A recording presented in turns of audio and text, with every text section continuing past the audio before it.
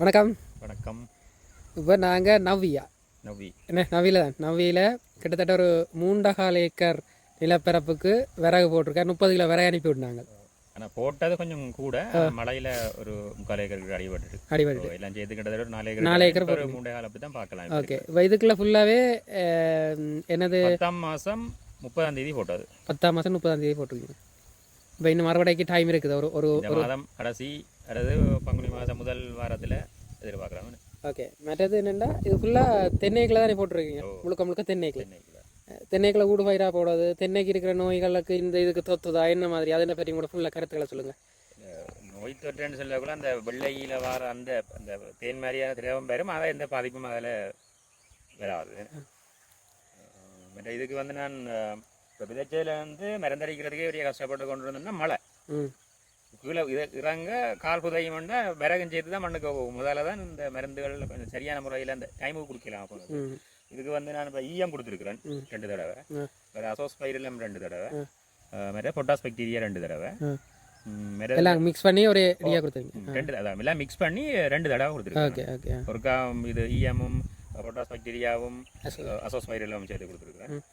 அதிலிருந்து ஒரு 10 நாள் கழிச்சு திருப்பியும் கொடுத்தாது. மற்றது அந்த பூச்சி மருந்துன்னு சொல்லி நான் வெட்டிசிலியம் மெட்டாராசியன் ட்ரைகோடர்மாவை சேர்த்துட்டு 2 தடவை நோமலாக சொல்லி விட்டாது. என்ன பெருசாக நோயில் ஒன்றும் இல்லை, ஈக்கிழமை இல்லை, இந்த பக்கத்தில் இருக்கிறதில் வரக்கூடாதுக்காக அப்படியான செயற்பாட்டோட செய்திருக்கு. Okay okay.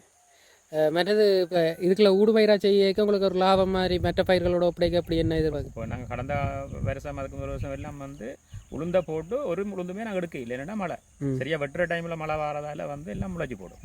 அப்போ இதில் வந்து ஒரு மாதம் மழை நின்றாலும் இது ஒரு பாதிப்பாக ஏற்படுத்தாது. என்னென்னா எங்களுக்கு நட்டம் இல்லாமல் காப்பாற்றி விடக்கூடிய ஒரு சிறுதானியம் இது. ஓகே, நிறைய இது வெள்ளம் மூடி பாஞ்சுன்னு சொன்னீங்க. வெள்ளம் மூடி பாயலன்னா இன்னும் ஒரு அடிக்கு மேலே வளர்ந்துருக்கு. 2 வகையில் இருக்க மண்ணில் இருக்கிற சத்துக்கள் எல்லாம் வந்து இதன் இருக்கு தானே, தண்ணியோட கழுவு போட்டு போயிருக்கும். இல்லை வெள்ளம் மூடி பாஞ்சும் இதுகள் உயிரோட இருக்குது. ஏன்னா இப்போ இதை நான் நம்பி இதை போட்டது என்னன்னு சொன்னால், ஒரு மாதம் தண்ணி நின்றாலும் இது தாக்கு பிடிக்கக்கூடிய ஒரு பயிர்னு சொல்லி கேள்விப்பட்டு அறிஞ்சதாலையும், மற்றது ஒரு மாதம் மழை இல்லாட்டிக்கும் தாக்கு பிடிக்கக்கூடிய ஒரு வறட்சியை தாங்கக்கூடிய பயிராகவும் இருக்குது. காலப்போக்கில் இதை நாங்கள் கூடுதலான இதெல்லாம் வந்து செய்யக்கூடிய சந்தர்ப்பம். இந்த தினம் இதன் அறுவடையை பார்த்து முடிவுகள் எடுக்கலாம். ஏன்னா செய்யலாம். என்னென்னு சொன்னால் இதை உளுந்து போட்டிருந்தா இந்த லாபம் எல்லாம் இல்லாமல் தான் போயிருக்கு.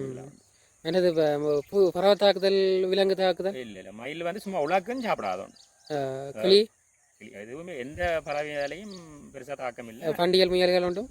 பண்டிகளும் வந்தாலும் சுமார் உலக்குவதான். இந்த முயலும் பெருசாக சாப்பிட்ற மாதிரி தெரியல. Okay okay.